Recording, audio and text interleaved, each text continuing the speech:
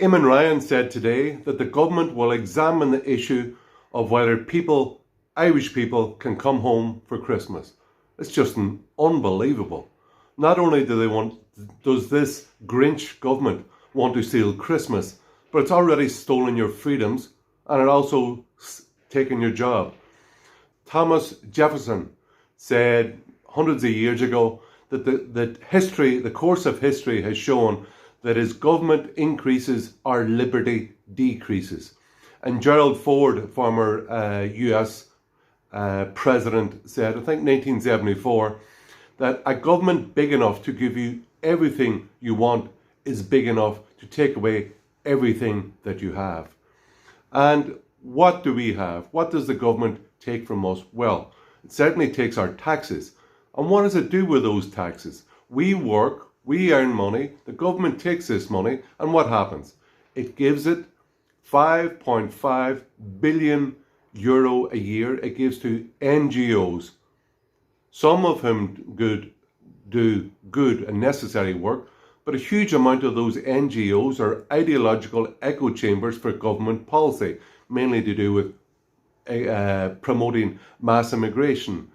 It seems that the Irish government is a racket to take your money and taxes and give it to its friends.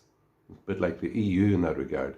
But those, let's say, innocents and naive who believe that a big government and high tax government is good for them, now this is a big wake-up call, because the government, big enough to help you with a pup payment of $350 a week, that's only temporary.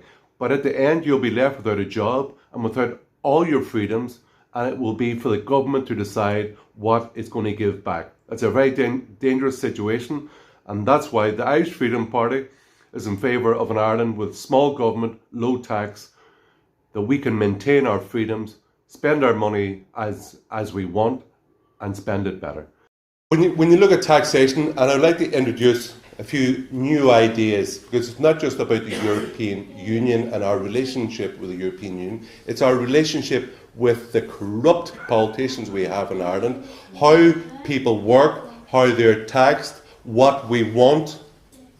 And when you look at it, like they say, only guarantees in life are, well, death and taxes. But so you work, you're taxed by the government. So like they take whatever 40% of your money, and then if you're lucky and you save up and you buy a house, what do then? They impose a property tax on the money which you bought with the money that has already been taxed. And then if you go to the shop and you buy, or you want to sell something, or you want to buy something in the shop, you then pay sales tax, value added tax.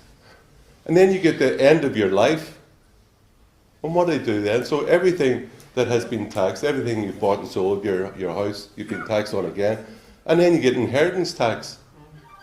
So you're basically, like, it's hardly worth your while getting out of bed in the morning, going to work, because in some cases, people who are on the dole and on welfare are better off than people who get up and go to work every morning. So, but if we want to have a progressive and a free country depends on having a free people. And a free people is not dependent on either the European Union or on the state. So a free people depends on people who gets up and having a taxation system which rewards work, which puts money in people's pockets who go to work in the morning, which provides an incentive and an initiative to go to work.